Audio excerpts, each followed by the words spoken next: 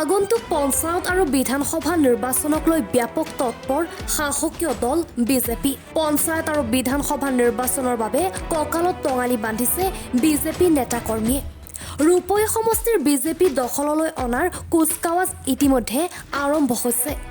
ৰূপৈ সমষ্টিৰ চুকে কোণে চলাই গৈছে বিজেপি দলে প্ৰচাৰ অভিযান।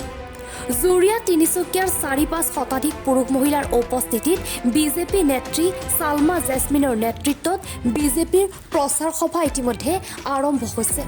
২৬ত কংগ্ৰেছে চৰকাৰ কৰিব নোৱাৰিব। নুৰুল হুদা হটাও, ৰূপৈ হাট বাচাও, এয়া ৰূপৈ সমষ্টিৰ ৰাইজৰ শ্লোগান বুলি কোৱা বিজেপি নেত্ৰী ছালমা জেছমিনে অভিযোগ কৰি কয় যে বিধায়ক নুৰুল হুদাই চলাই যোৱা কৰ্মী সভাত নিৰ্দিষ্ট কিছু কৰ্মীয়ে বিভিন্ন সভাত উপস্থিত থাকে, সাধাৰণ ৰাইজৰ উপস্থিতি কম দেখা পোৱা যায়। অহা ৫০ বছৰলৈ অসমত বিজেপি চৰকাৰ থাকিব বুলিও কয় ৰূপৈ সমষ্টিৰ বিজেপি নেত্ৰী ছালমা জেছমিনে। পঞ্চায়তে কৰ্মী সভা পাতি আছে, কি ক'ব? পঞ্চায়তে কৰ্মী সভা পাতি আছে। একেখিনি মানুহ লৈ এতিয়া যদি কছাৰী গাঁৱৰ মানুহ আনি পেলাই গাড়ী ঘূৰাই চতিয়ান জিপিত কৰ্মী সভা পাতে, সকলোৱে তেওঁ যিখিনি কৰ্মী আছে নিৰ্দিষ্ট যিখিনি কৰ্মী আছে সেইখিনি কৰ্মীক লৈ তেওঁ দেখি আছোঁ। পঞ্চায়তে মই য'ত মিটিং কৰি আছোঁ তাৰে লোকেল মানুহ লৈ মই মিটিং কৰি আছোঁ। মহিলাসকলক লৈ মই মিটিং কৰিছোঁ, যুৱকসকলক লৈ মই মিটিং কৰিছোঁ। মই চতিয়ান পঞ্চায়তত আহিলে মই তিনিচুকীয়া পঞ্চায়তৰ কৰ্মী মই লগত লৈ নাপাওঁ। ইয়াৰ যিকেইজন লোকেল কৰ্মী আছে তেখেতসকলহে থাকে। গতিকে তেওঁ কৰ্মী সভা পাতি আছে কাৰণ তেওঁ নিজেই গম পাইছে যে এতিয়া তেওঁক ৰাইজে উৎখাত কৰা আৰম্ভ কৰিছে। এতিয়া তেওঁ কৰ্মীসকলক দেখুৱাই কৰ্মীসকলক লৈ মিটিং কৰি তেওঁ দেখুৱাব বিচাৰিছিল তেওঁৰ লগত ৰাইজ আছে। আচলতে তাৰে লোকেল ৰাইজ নাথাকে। তেওঁ বিভিন্ন পঞ্চায়তৰ পৰা মানুহ আনি এই সভাবিলাক কৰি আছে আৰু আপোনালোকে নিশ্চয় দেখিছে এই সভাবিলাকত ৰাইজৰ সংখ্যা খুব কমেই থাকে, নগণ্য থাকে। আজি ৩ দিনমান আগতে হাতীযুঁজোৱা পঞ্চায়তত এটা মিটিং দিছিল। মই নিজে ইফালে আছিলোঁ, আলিকাইফালে আছিলোঁ। এই মিটিঙত গৈছে, সময়মতে গৈছে, গৈ পেলাই দেখে মিটিঙত এটা মানুহো নাই। তাৰপিছতে উপায় নাপায় মিটিংখন এৰি আহি আলিটাঙনিত এটা ঘৰত কৰ্মীৰ ঘৰত বহি আছে। লাষ্টত কৈছে যে সন্ধিয়া টাইমত আলিটাঙনিৰ যিটো চেণ্টাৰ আছে সেই চেণ্টাৰত মিটিং কৰিব।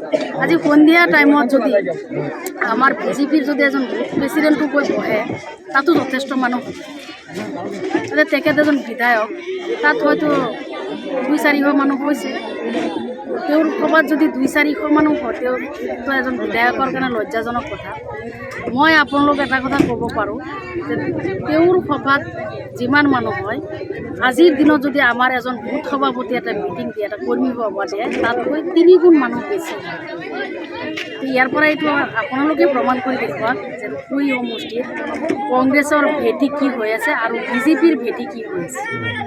আজি আপোনালোকে ইয়াতে দেখিছে ইয়াত প্ৰায় ৪-৫০০ মহিলা, অকল মহিলা মানুহ গোট খাইছে। এই সভাখন কালি ৰাতি 10টা বজাত মোৰ যিকেইজন কৰ্মী আছে তেওঁলোকে আলোচনা কৰি ৰাতি 10টা বজাত সিদ্ধান্ত লৈছে। মোক 10:30মান বজাত ফোন কৰি কৈছে যে বাইদেউ আপুনি কালি আহিব লাগিব, আমি ইয়াতে এটা কৰ্মী সভা দিছোঁ, মহিলাসকল থাকিব। ইমান কম সময়ৰ ভিতৰত ইমানখিনি মহিলা হৈছে। আজি যদি আমি 3 দিন আগৰ পৰা এইখন মিটিং এৰেঞ্জ কৰা হ'লে হয়তো এই ছাত্ৰটো ঠাই নল'লে। গতিকে ইয়াৰ পৰাই এই কংগ্ৰেছৰ কৰ্মী সভা আৰু বিজেপিৰ সভাৰ পাৰ্থক্যটো আপোনালোকে নিশ্চয় বুজি পাইছে। যোৱাকালিও দেখা গৈছে কংগ্ৰেছৰ চৰকাৰ হ'ব আৰু ৰূপৈ সমষ্টিটো আছে, কি ক'ব? ৰূপৈ সমষ্টিত তেখেত বিধায়ক এতিয়া হৈ আছে ঠিকেই, কিন্তু ২৬ত তেখেতক আৰু ৰূপৈ সমষ্টিৰ পৰা বিধায়ক নপঠায়। ৰূপৈ সমষ্টিৰ ৰাইজে ইতিমধ্যে এটা সিদ্ধান্ত লৈছে যে নুৰুল হুদা হটাও, ৰূপৈ হাট বাচাও। এইটো শ্লোগান এতিয়া একেবাৰে মহিলাৰ পৰা পুৰুষলৈকে এই শ্লোগানটো চলি আছে। ২৬ত তেওঁ বিধায়ক হোৱাটো ইমান সহজ নহয়, তেওঁ হ'ব নোৱাৰে। আৰু মইতো ভাবোঁ ২৬ত চিকিউৰিটি ফৰ্ফিট হ'ব পাৰে। আৰু ২৬ত কংগ্ৰেছে চৰকাৰ কৰাটো হ'ল গছত গৰু উঠাৰ নিচিনা এটা কাল্পনিক এই কল্পনাটো সিহঁতে কৰি আছে কৰি মানুহখিনিক সাধাৰণ মানুহক যিটো এটা বিভ্ৰান্তিৰ সৃষ্টি কৰিব বিচাৰি আছে কিন্তু মই আপোনালোকক কৈছোঁ অহা 50 বছৰলৈকে অসমত কংগ্ৰেছে চৰকাৰ নকৰে আৰু বিজেপি চৰকাৰ কৰি থাকিব অহা 50 বছৰলৈকে বিজেপি চৰকাৰ চলি থাকিব কাৰণ বিজেপি যিদৰে ৰাইজৰ কাৰণে উন্নয়নমূলক কাম কাজ কৰি আছে কিন্তু ৰাইজে কংগ্ৰেছৰ লগত থাকিব আৰু আজিৰ দিনত আমাৰ সংখ্যালঘু মানুহখিনি বিজেপিৰ লগত আছে আৰু বিজেপিৰ চৰকাৰ অহা বছৰ 26ত বিজেপি চৰকাৰ হ'ব তাত আমাৰ সংখ্যালঘু বিধায়ক কেইবাজনো থাকিব